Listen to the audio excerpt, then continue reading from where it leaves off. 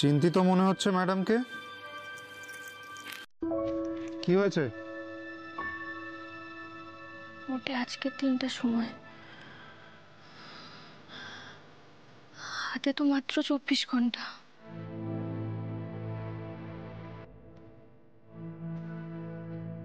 এইটুকু সময়ের মধ্যে আমি এত বড় মুখ করে যে কাকিমণিকে কথাটা দিয়েছি, সে কথাটা রাখতে পারবো?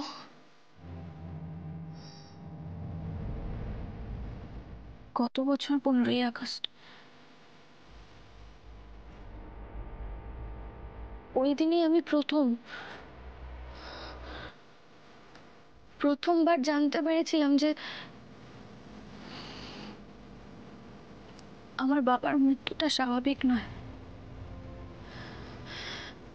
খুন করা হয়েছে তাকে। তাকে রীতিমতো প্রতিশোধ স্পৃহা থেকে খুন করা হয়েছে। আমি সেই দিনই নিজের কাছে প্রতিজ্ঞা করেছিলাম, 1 বছরের মধ্যে আমি খুঁজে বের করবই আমার বাবার খুনের পেছনে কে রয়েছে, এই জঘন্য কাজটা কারা করেছে। করবে তো বকুল। সেই জন্যই তো আমার এই পুলিশ কনস্টেবল হওয়া। মানে বাবার খুনিকে ধরবো, খুঁজে বের করবো বলে এত বেশি বেশি করে আমার পুলিশ হতে চাওয়া। কিন্তু আজকে আমার কেমন যেন একটা লাগছে, আমার নিজেকে খুব দুর্বল লাগছে, জানো তো। আমার খালি মনে হচ্ছে যে আমি সত্যিটার অনেক কাছাকাছি চলে এসেছি, কিন্তু আমি সত্যিটা অবধি পৌঁছতে পারবো তো? আমি যে এত বড় একটা গুরু দায়িত্ব নিজের কাঁধে তুলে নিয়েছি, আমি যেন এই দায়িত্ব পালন করার যোগ্যই নই। দায়িত্ব নিয়ে নেওয়ার পরে তোমার মুখে এই কথা তো মানাচ্ছে না বকুল। প্রবলেমস আসবে, হার্ডলস আসবে, এই কথা জেনেই যখন তুমি চ্যালেঞ্জটা অ্যাকসেপ্ট করেছো, তখন যাই হয়ে যাক না কেন, তোমার বাবাকে দেওয়া কথা, কাকিমণিকে দেওয়া কথা তোমাকে রাখতেই হবে। অ্যাট এনি কস্ট রাখতে হবে। আর আমি তো আছি তোমার পাশে, তোমার তো কোনো চিন্তা নেই।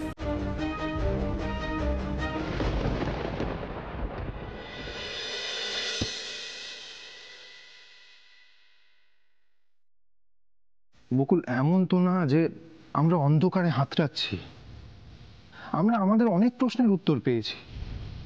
হ্যাঁ, কিছু প্রশ্ন আছে যেগুলোর উত্তর আমরা এখনো পাইনি, যেরকম এসআর এন্টারপ্রাইজ, তার অফিস, তার কারখানার জমি, মালিকের নাম, প্রুফ পাইনি আমরা কোনো।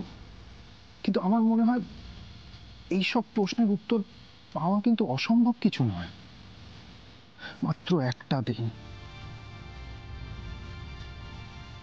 মানে 24 ঘন্টা।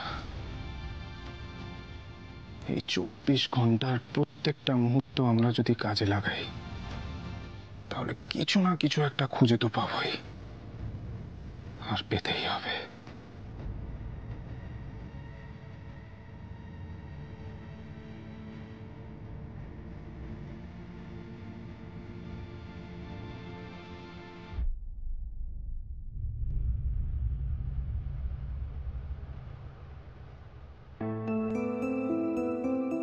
কি হলো? আর হঠাৎ এত অনুগ্রহ? তুমি না আমার কাছে পুরো ম্যাজিশিয়ানের মতো। আমি তোমাকে ছুলেই কেমন যেন মনের জোর পেয়ে যাই। যখনই আমার দুর্বল লাগে, তুমি কিছু না কিছু বলে আমাকে ঠিক। তোমাকে জিততেই হবে, আর তার জন্য তোমার যা যা সাহায্য লাগবে সব আমি করব।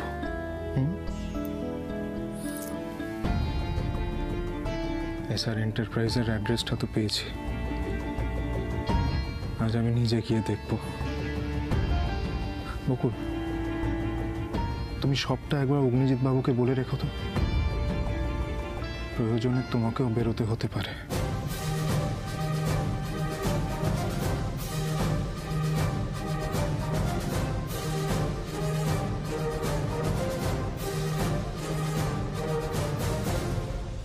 হ্যাঁ শোনো, আমি এক্ষুনি বেরোচ্ছি, তুমি যত তাড়াতাড়ি সম্ভব অফিসে চলে এসো। আরে না না, কোনো ফাইল আনতে হবে না, প্রয়োজন পড়লে পরে স্টোর রুম থেকে আনিয়ে নেবো, সমস্যা নেই তো। এই এত কথা বাড়িও না, তাড়াতাড়ি চলে এসো, আমি বেরোচ্ছি।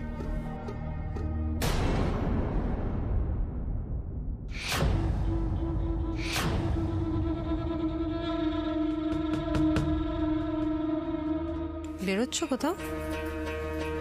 হুম। কোথায় বেরোচ্ছ জানতে পারি? অফিস।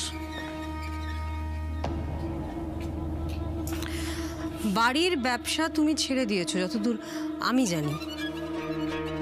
ঠিকই জানো। তাহলে তোমার কিসের অফিস?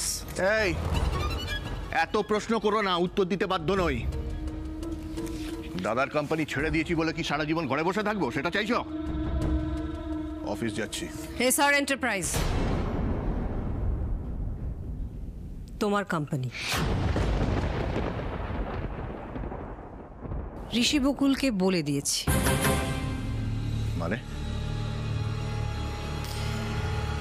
মানে আমি তোমার কাছে এসআর এন্টারপ্রাইজের ফাইল লিখেছিলাম, ভুলে গেছো বোধহয়। জিজ্ঞেস করেছিলাম কার, বলেছিলে তোমার এক বন্ধুর।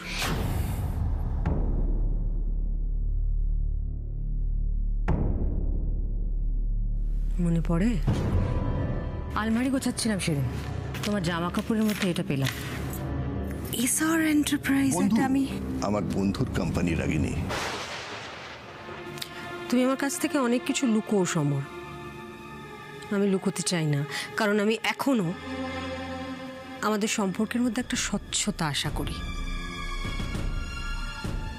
সেই জন্য বলে দিলাম তোমায়, আমি যা যা জানি সত্যি ওদের জানিয়ে দিয়েছি। এতদিন চুপ করেছিলাম তার কারণ তুমি আমার স্বামী, কিন্তু তোমার স্ত্রী ছাড়াও আমার একটা পরিচয় আছে।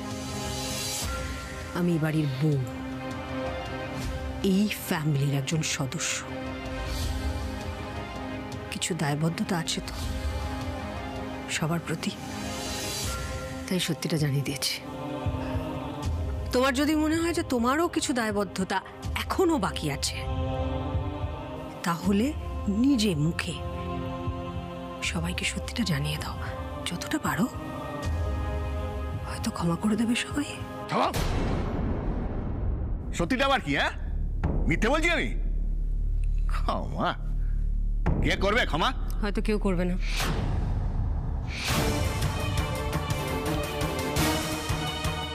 বেশ, তুমি যখন বলবেই না তখন বকুলি বলবে সব। কাল ইম্পর্টেন্ট দিন, তারিখটা মনে আছে তো? বকুল আমাকে কথা দিয়েছে।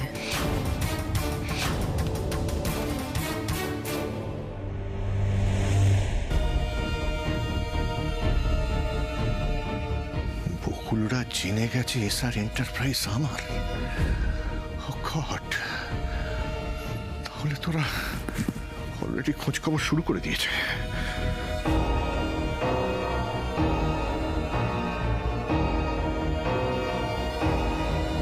অফিসে নয়, স্টোর রুমে এসো।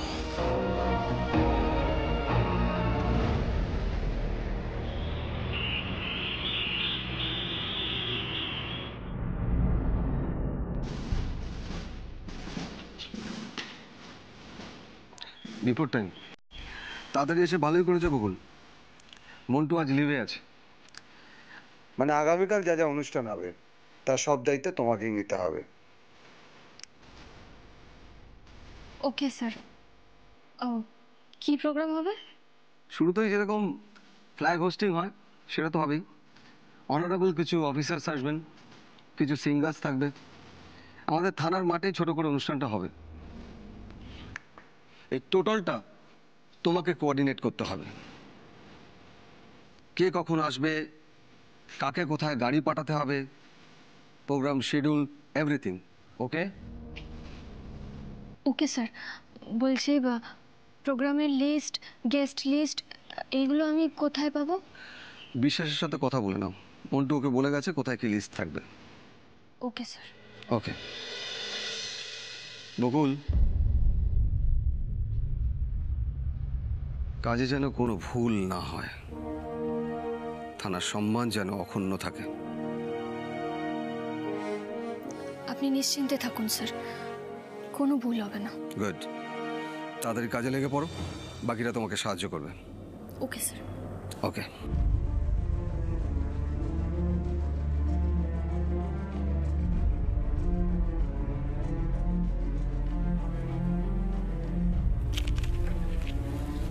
কি হলো বকুল, কি বললাম শুনতে পেলে না? যাও। স্যার, স্যার আপনাকে একটা কথা বলার ছিল আমার। আরে সেটা তো মুখ ফুটে বলতে হয়, বলো কি? স্যার, আমাকে একবার অফিস থেকে বেরোতে হতে পারে, মানে যদি আপনি পারমিশন দেন তাহলে। অফিস টাইমে? কি পারপাসে? স্যার, এসআর এন্টারপ্রাইজের একটা খোঁজ পাওয়া গেছে। পাওয়া গেছে? ও গেছে ওখানে, দরকারে আমাকেও যেতে হতে পারে যদি আপনি পারমিশন দেন তাহলে। স্যার, আমার মন বলছে এই এসআর এন্টারপ্রাইজের রহস্যের সাথে ডিরেক্টলি হোক বা ইনডিরেক্টলি হোক আমার বাবার মৃত্যু রহস্যটা জড়িয়ে আছে স্যার।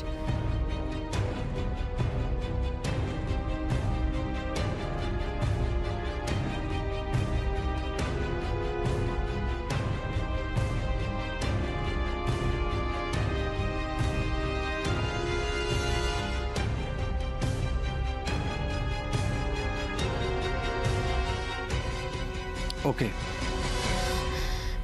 Thank you sir.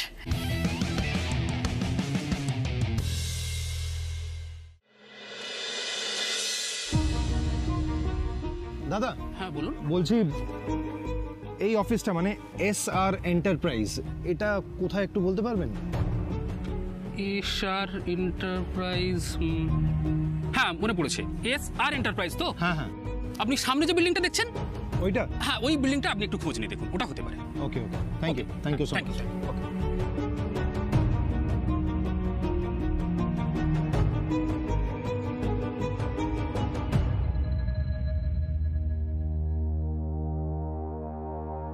শোনক, হ্যাঁ স্যার।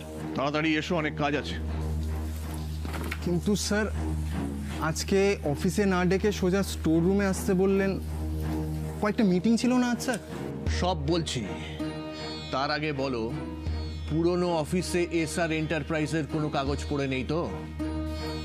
না তো স্যার, পুরনো অফিস তো পুরো ফাঁকা, মানে লাস্ট টেন্ডার সাবমিট হয়ে যাওয়ার পর আর তো কোনো কাজ হয়নি, আর বাকি যা কাগজপত্র ছিল সেগুলো তো আমি এখানে নিয়ে চলে এসেছি। Very good. এবার এখান থেকেও সব কিছু সরাতে হবে। ভাই শোনক, আজকের সমস্ত মিটিং ক্যান্সেল করো। সে নয় করে দিচ্ছি স্যার, কিন্তু এত কাগজপত্র সরাবো কোথায়? আরে যেখানে পারো রাখো। যেখানে পারো মানে?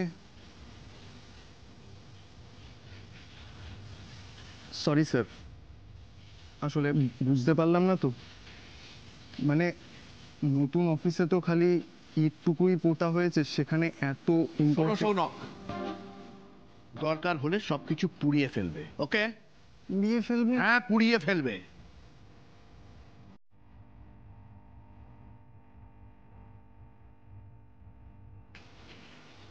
এখানে আর কিচ্ছু রাখা যাবে না।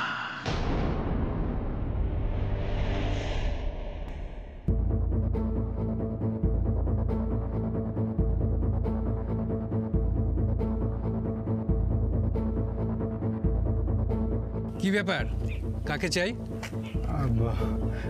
এসআর এন্টারপ্রাইজের অফিসটা কি এটাই? আপনি কে? এই কোম্পানির যিনি মালিক, আমি ওনার ভাইপো। ও আচ্ছা আচ্ছা, বলুন স্যার।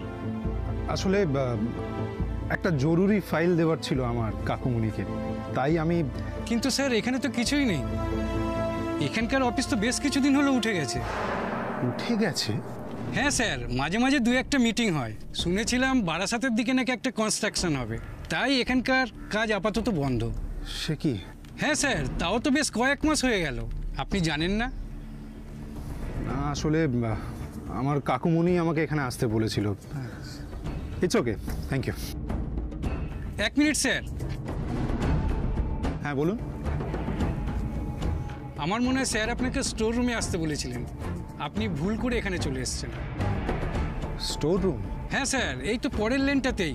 ওখানে কাউকে জিজ্ঞাসা করবেন, বলে দেবে। অফিসের জিনিসপত্র সব তো ওখানে আছে বলেই জানি। আপনি বরং ওখানে গিয়ে একবার খোঁজ নিন। Thank you so much. এ তো সাংঘাতিক ব্যাপার স্যার। সেই জন্যই তো বলছি ইমিডিয়েটলি এখান থেকে সবকিছু সরাতে হবে।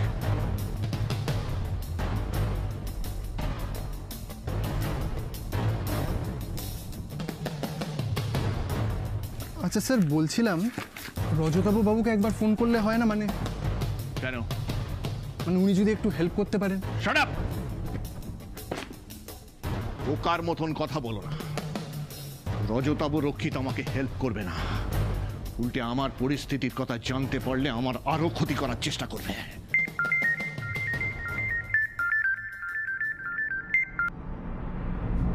হ্যালো।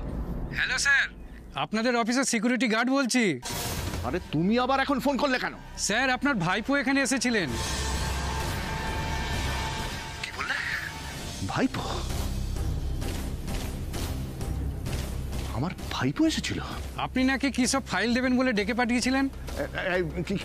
কিরকম দেখতে বলো? ওই তো লম্বা মতো, বেশ ফর্সা, দেখেই বোঝা যাচ্ছিল আপনার ভাইপো। আমি ওনাকে স্টোর রুমে পাঠিয়ে দিয়েছি। ও ইউ ইডিয়েট! এখানকার অ্যাড্রেস তোমাকে কে বলতে বলেছিল? যত সব অপদার্থ আমার কপালে জুড়েছে। রাখো।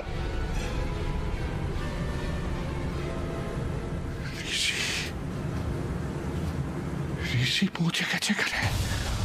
Oh my God! সৌনক, আমার ভাইপো পৌঁছে গেছে এখানে। তাড়াতাড়ি করো, হারিয়া ফাস্ট। আমি গাড়ি বার করছি, একটা কাগজে যেন পড়ে না থাকে। তাড়াতাড়ি কর, তাড়াতাড়ি।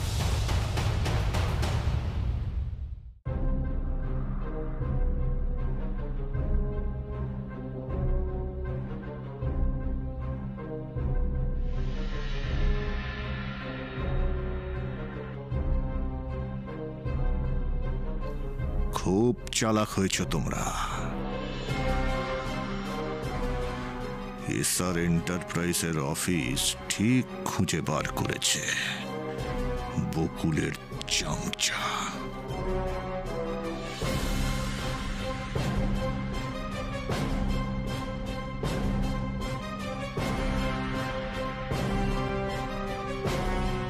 শোনক, স্যার ভালো করে সবকিছু ক্লিয়ার করেছো তো?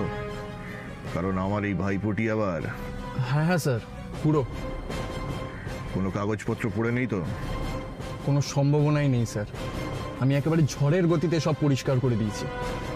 ভাগ্যিস সিকিউরিটি গার্ডটা আগে থেকে জানালো, না হলে বাজে কেস খেয়ে যেতাম আমরা স্যার। সেটা আমার থেকে ভালো আর কে জানে। Now let's go.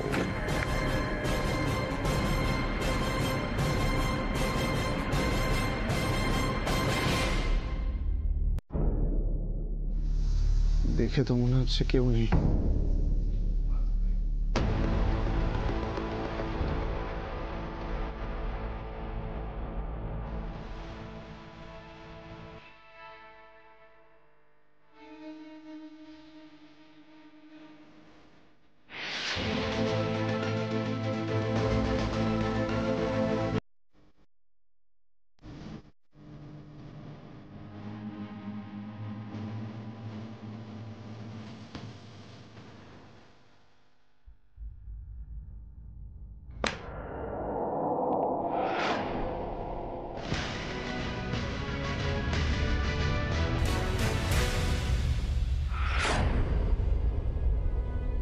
হ্যাঁ বাচ্চু, আমি তোমাদের জামাই ওস্তাদ বলছি।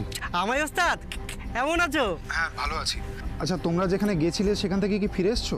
হ্যাঁ, আমরা তখন বারাসাতেই আছি। বাহ, গ্রেট। আজকে আমি আর বকুল যদি বারাসাতে যাই, তাহলে আমাকে কি সেই জমিটা দেখাতে পারবে যেখানে তোমরা একটা কোম্পানির ভিত পুজোতে ক্যাটারিং করেছিলে না? কেন পারবো না, তোমরা চলে এসো, আমি এগিয়ে দেবো। থ্যাঙ্কস। হ্যাঁ ঠিক আছে। বকুল আর আমায় ওস্তাদ বারাসাতে আসছে। গাড়ির কোঅর্ডিনেশন হয়ে গেছে, আমি স্কেডিউলটাও সাজিয়ে ফেলেছি। শুধু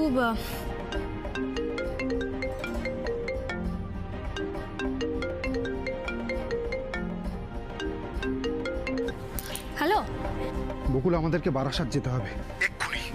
তোমার পক্ষে কি বেরোনো সম্ভব? কেন গো, কোনো খোঁজ পাওয়া গেছে নাকি? অনেক কিছু জানতে পেরেছি বকুল। সত্যের থেকে আমরা মাত্র একটা ধাপ পিছিয়ে আছি। কি কি কি জানতে পারলে? সব কথা ফোনে বলা ঠিক নয় বকুল, তবে এটুকু জেনে রাখো, যা পেয়েছি তার ভিত্তিতে যদি আমার অনুমান একদম ঠিক হয়, তাহলে তোমার বাবার খুনের সঙ্গে যে কাকুমণি জড়িয়ে আছে তাতে কোনো সন্দেহ থাকে না। আজ বারাসাতে গেলে আশা করি আরো বড় কোনো প্রমাণ হাতে পাবো আমরা।